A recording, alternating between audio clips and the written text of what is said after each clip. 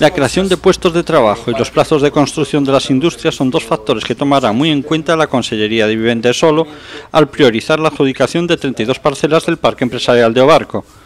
Lo anunció la consellera Teresa Taguas, quien destacó la importancia de la preparación de la mano de obra valdeorresa para competir con la comarca del Bierzo en la atracción de empresas. Nese concurso público de adxudicación de parcelas imos primar a que as empresas que creen máis postos de traballo, as empresas que tamén aposten polo I+D+I.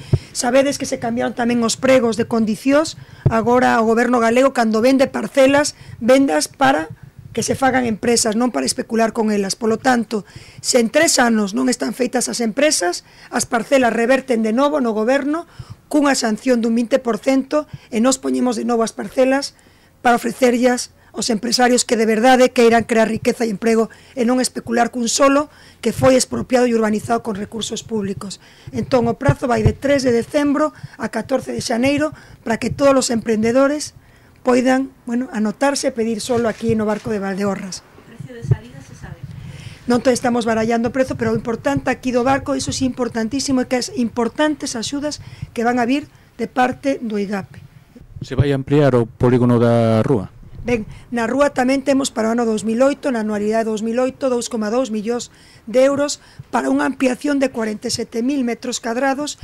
Antes de que remate xa este mes, imos mandarlle ao Concello un borrador de convenio para conveniar con eles porque, a totalidade do solo é xa do Concello a través dun plan de sectorización. Entón, xa temos no orzamento do ano que ven, a través do Sestur Ourense, 2,2 millóns de euros para esa ampliación na Rúa. Será suficiente para competir cos veciños do Bierzo, os empresarios bercianos? Dabondo, porque nós temos outra cousa moi importante aquí na Galiza, que un capital humano, uns extraordinarios traballadores aquí no país. Temos un capital humano que seguramente non teñen en outros sitios, e nós témolo aquí.